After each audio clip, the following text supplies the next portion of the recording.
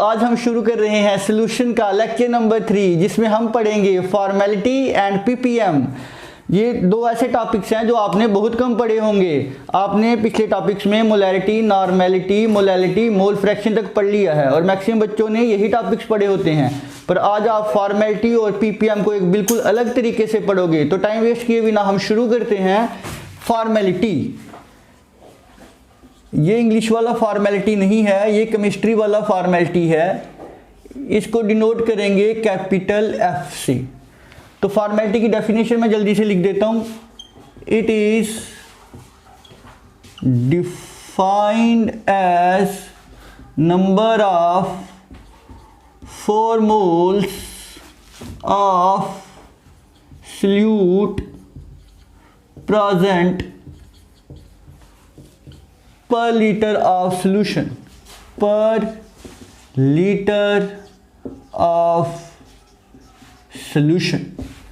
तो आपको ये डेफिनेशन थोड़ी थोड़ी मोलैरिटी जैसी लग रही होगी। उस मोलैरिटी में क्या था, जहां पर मोल्स थे, तो आज यहां पर क्या है 4 मोल्स। शायद आपने ये वर्ड कभी नहीं सुना होगा, तो आप अगले नेक्स्ट 5 और 10 मिनट में आपको ये सारा क्लियर हो जाएगा। तो इधर ध्यान दीजिएगा। It is defined as number of 4 moles of solute present per litre of solution. तो formality is equal to number of 4 moles of solute divided by volume of solution in liter।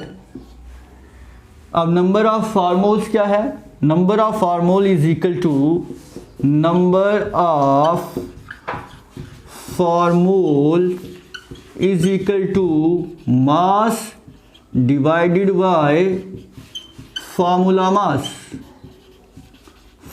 मास। मैं formality और molarity का comparison करके भी साथ साथ में चलता हूँ। मोलैरिटी में कैसे डिनोट करते थे? एम से, और उसमें था number of moles divided by volume of solution, number of moles divided by volume of solution. तो यहाँ पे क्या है? Number of 4 moles। बस इस वर्ड में चेंज है, फॉर्मेलिटी और मोलैरिटी में यही डिफरेंस आ रहा है। तो इसमें नंबर ऑफ मोल्स कैसे निकालते थे? तो निकालते थे number of moles is equal to mass of solute divided by molecular मास।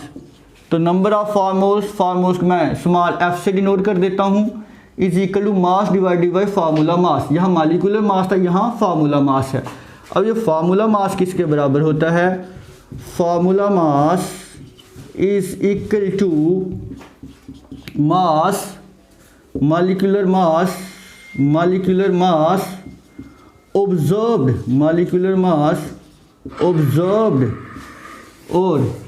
और ये है मॉलिक्यूलर मास। कौन सा वाला मॉलिक्यूलर मास? थ्योरेटिकल। तो मैं इसको लिखूंगा मास डिवाइडेड बाय मॉलिक्यूलर मास।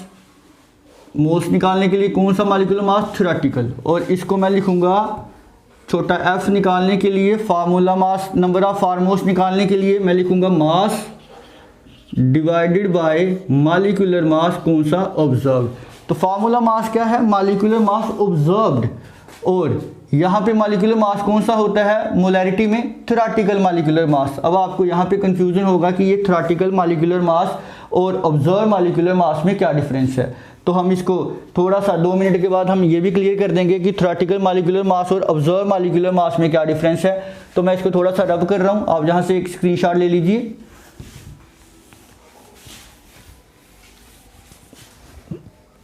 तो अब देखिए आप, ये जो फॉर्मेलिटी है, फॉर्मेलिटी किसके बराबर हो गया? नंबर ऑफ फॉर्मोल्स किसके बराबर है? मास बाय फार्मूला मास। और फार्मूला मास क्या होता है? Molecular mass observed. तो ये नंबर ऑफ फॉर्मोल्स बन गया मास divided by observed molecular mass. तो मैं इधर लिख देता हूँ, नंबर ऑफ फॉर्मोल्स को लिख देता हूँ मास divided by mass of solute divided by observed molecular mass into 1 by volume of solution जो कि लीटर में है। और इधर मोलैरिटी को लिख देते हैं मास डिवाइडेड बाय मॉलिक्यूलर मास। कौन सा molecular mass? Theoretical molecular mass MT into 1 by volume of solution जो कि लीटर में लिया गया है। तो अभी तक आपको एक ही कंफ्यूजन होगी कि ये मॉलिक्यूलर ऑब्जर्व्ड और मॉलिक्यूलर मास थ्योरेटिकल क्या है। अगर आपको ये बात क्लियर हो जाए तो फिर आपको पता चल जाएगा फॉर्मेलिटी और मोलैरिटी क्या है। तो मैं थोड़ा सा इधर से रब कर देता हूँ। आपने बड़ी बारी सुना होगा, सारे यही कहते हैं कि भाई formality is use for ionic compounds and formality is equal to molarity. Formality और मोलैरिटी में कोई फ़र्क नहीं है, वो बिल्कुल गलत है। तो अगली बार अगर आपसे कोई कहे कि फॉर्मेलिटी और मोलैरिटी सेम है तो आपने कहना है झूठ बोलता है, ऐसा होता ही नहीं है। क्यों? आप यहीं पे क्लियर हो जाएगा अब। तो आप देखिए फॉर्मेलिटी को डिवाइड कर दीजिए मोलैरिटी से F/m। तो ये क्या बन जाएगा? मास divided bye observe molecular mass into 1 by volume of solution divided by m molecular divided by molecular mass theoretical into 1 by volume litre में लिया। तो यहाँ तक ठीक है। तो इसके बाद हम कर देते हैं इसको, ये कट गया, 1 बाय वॉल्यूम कट गया, तो ये बन गया F/m is equal to MT/mo। Formality divided by molarity is equal to theoretical molecular mass divided by observed molecular mass and MT/mo theoretical molecular mass. मैं एक बार इधर लिख भी देता हूँ। MT क्या है? MT है थ्योरेटिकल मॉलिक्यूलर मास। स्पेलिंग पे ज़्यादा ध्यान ना दें, गलत हो सकता है। MO है ऑब्जर्व्ड मॉलिक्यूलर मास। तो theoretical molecular mass divided by observed molecular mass is equal to I, and this I is called bent half factor।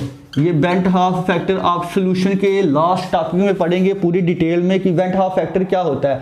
यहाँ पे आपको सिर्फ इतना याद रखना है कि theoretical molecular mass divided by observed molecular mass is equal to van't Hoff factor. कई बच्चे कहते हैं सर भूल जाता है, क्या करें? MT/mo है या MO/MT है, तो ये कैसे पता चलेगा? तो इसके लिए मैंने एक शॉर्टकट बनाया है TOI, टाइम्स ऑफ इंडिया। ये न्यूज़पेपर तो आपने सुना होगा, टाइम्स ऑफ इंडिया। तो भाई ऊपर आता है T, उसके नीचे O और उसके आगे I, TOI।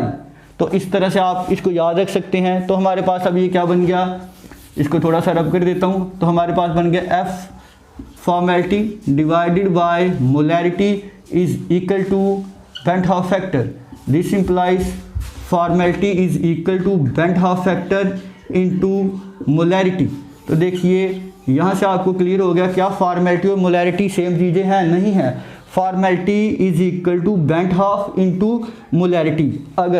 अगर आपका सल्यूट जब आप सॉल्वेंट में डाल रहे हो, सल्यूट सॉल्वेंट में डालने के बाद अगर उसमें कोई भी एसोसिएशन नहीं हो रही, कहने का मतलब है जो सल्यूट के पार्टिकल हैं वो आपस में नहीं जुड़ रहे सॉल्यूशन में जाके, जहाँ उसमें कोई डिसोसिएशन नहीं हो रही। डिसोसिएशन का मतलब सल्यूट का पार्टिकल टूट नहीं रहा। No association no dissociation. Solute का पार्टिकल जैसे डाला है वैसा ही रहे अगर सॉल्वेंट में, तो उस केस में वेंट हाफ हो जाता है 1। I इज इक्वल टू 1 कब होता है? व्हेन नो एसोसिएशन, कोई एसोसिएशन नहीं है मॉलिक्यूल्स के बीच में सल्यूट वाले में, और नो डिसोसिएशन, कोई भी डिसोसिएशन भी नहीं है। उस केस में I1 होता है। उस केस में हम कह सकते हैं formality is equal to molarity. Otherwise ये स्टेटमेंट देना कि फॉर्मेलिटी और मोलैरिटी सेम ही चीज़ें हैं, बस फॉर्मेलिटी को आयनिक सब्सटेंसेस के लिए यूज़ किया जाता है, ये टोटली मुझे गलत लगता है। तो आज के बाद आपको कोई कहेगा फॉर्मेलिटी इक्वल टू मोलैरिटी, तो आपने कहना है गलत है। ठीक है। तो नेक्स्ट हम थोड़ा सा आपको ये बता देते हैं, इसको रब कर देता हूँ। तो मैं थोड़ा सा आपको ये बता देता हूँ कि ये थ्योरेटिकल मॉलिक्यूलर मास और ऑब्जर्व मॉलिक्यूलर मास क्या है। थोड़ा सा आप इधर ध्यान देंगे। मान लेते हैं ये मैंने एक सोल्यूशन ले लिया बेंजीन का, अब मैंने इसमें क्या डाला? बेंजोइक एसिड डाला। बेंजोइक एसिड डाला किसमें? इसमें।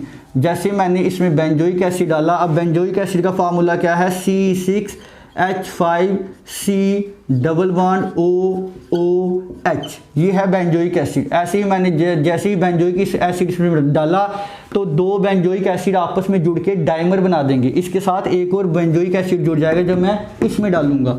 अब आप देखो, मान लेते बेंजोइक एसिड का वेट मॉलिक्यूलर मास 122 के आसपास है कहीं, तो अगर मेरे पास एक और बेंजोइक एसिड है, मॉलिक्यूलर वेट आप चेक कर सकते हैं, मुझे एग्जैक्टली याद नहीं है अभी, तो अगर एक और बेंजोइक एसिड इसके साथ जुड़ जाए तो किस तरह से जुड़ेगा, C6H5C डबल बॉन्ड OOH, जो ये है वही मैंने ये लिखा। अब ये दो मालिक्यूल हो गए, एक बेंजोइक एसिड ये है और एक बेंजोइक एसिड ये है।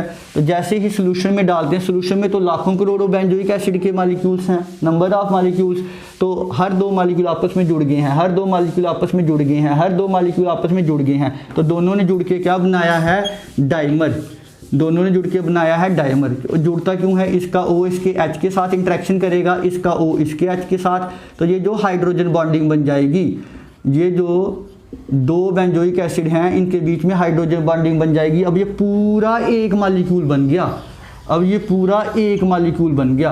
अब आप देखो इसका वेट कितना होगा, इसका वेट होगा जो बेंजोइक एसिड का वेट था अकेले का, बेंजोइक एसिड का वेट था अकेले का मल्टीप्लाई 2, क्योंकि अब ये दो आपस में जुड़ गए हैं। अब इसका मॉलिक्यूलर मास जो है, अब जैसे थ्योरेटिकली मॉलिक्यूलर मास क्या है इसका, बेंजोइक एसिड का 122 अगर है तो इसका तो अब डबल हो गया। तो ऑब्जर्व्ड मॉलिक्यूलर मास क्या हो गया, इसका मॉलिक्यूलर मास जो इसका ऑब्जर्व्ड हो गया वो डबल हो गया किसका, थ्योरेटिकल मॉलिक्यूलर मास का।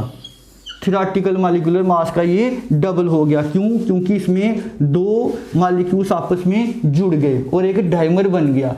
ठीक है, तो अब जब हम देखेंगे, हम जब इसको ऑब्जर्व करेंगे तो हम देखेंगे यार ये तो दोनों आपस में जुड़ गए हैं, तो इसका मॉलिक्यूलर मास जो है वो थ्योरेटिकल के बराबर नहीं है।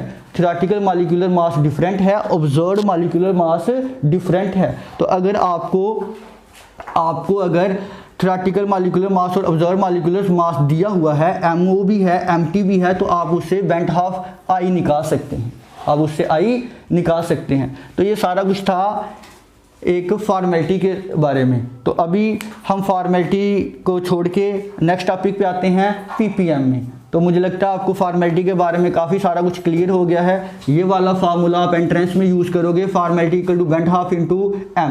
बेंट हाफ के बारे में मैंने ज़्यादा यहाँ नहीं बताया है, एसोसिएशन डिसोसिएशन का एक छोटा सा आइडिया दिया है। अगर आपको लग रहा है कि एसोसिएशन डिसोसिएशन और बेंट हाफ में अभी भी थोड़ी सी प्रॉब्लम है, तो एक दो लेक्चर के बाद मेरा बेंट हाफ पे भी एक लेक्चर आएगा, एबनॉर्मल मॉलिक्यूलर मासेस, उसमें बेंट हाफ को बहुत ही डिटेल के साथ बताया जाएगा। तो नेक्स्ट टॉपिक शुरू करेंगे अभी PPM। तो नेक्स्ट टॉपिक है पार्टिकल पर मिलियन, के इसको पार्ट पर मिलियन भी कहते हैं, पार्ट पर मिलियन।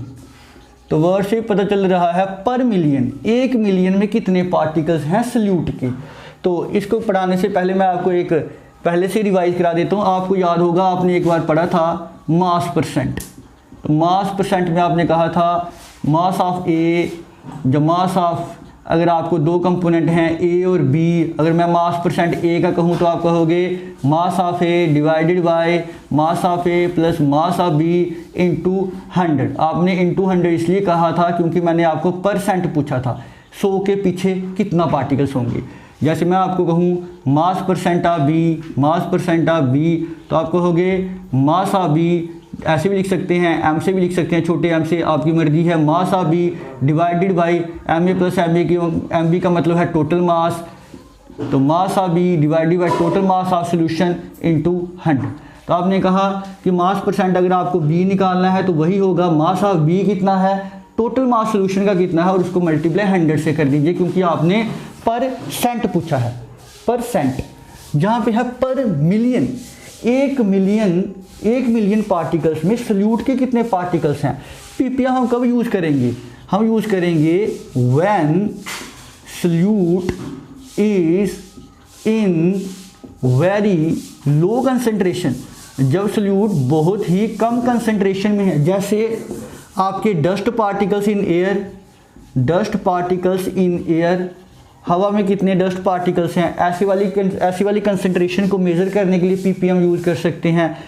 या फिर क्लोरीन गैस को ऐड करते हैं वाटर में, ड्रिंकिंग वाटर में, क्लोरीन गैस इन वाटर, जिसमें बहुत ही कम क्लोरीन गैस को वाटर में ऐड किया जाता है। तो ऐसी concentrations in which solute is in very very low quantity हम यूज़ करेंगे पार्टिकल पर मिलियन या पार्ट पर मिलियन। अब पर मिलियन है तो पर मिलियन कैसे निकालेंगे? मान लेते हैं दो कंपोनेंट हैं ए एंड बी, तो आपको ppm निकालना है ए का।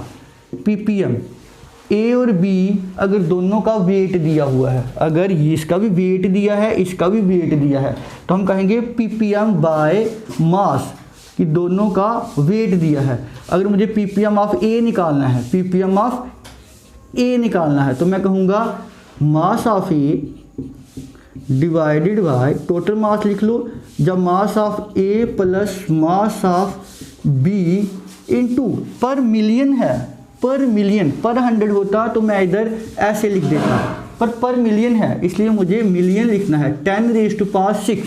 तो ये हो गया ppm बाई मास। अगर ए और बी गैसेस हैं, if A and B are gases, तो अब गैसेस में हम क्या यूज़ करेंगे? वॉल्यूम यूज़ करते हैं। क्या यूज़ करते हैं? वॉल्यूम। तो हमारा आ जाएगा ppm बाय वॉल्यूम। तो अगर मुझे ppm ए का निकालना है तो मैं इधर लिख दूंगा volume of A divided by total volume of solution into 10⁻⁶। तो दिस इज ppm, पार्ट्स पर मिलियन। तो इसके साथ ही हमारे दो टॉपिक्स कंप्लीट हो गए, फॉर्मेलिटी और ppm। तो इसको ध्यान से आप देख लीजिए। अगर आपको कोई डाउट है तो आप कमेंट सेक्शन में पूछ भी सकते हैं। तो अगर आपको मेरे लेक्चर्स अच्छे लग रहे हैं, आपको वीडियोस पसंद आ रहे हैं, तो उसको लाइक कर दीजिए, चैनल को सब्सक्राइब कर दीजिए और वीडियो को शेयर कर दीजिए, सो दैट कि ये ज़्यादा बच्चों तक पहुंच पाए, सबको हेल्प मिल जाए। Thank you.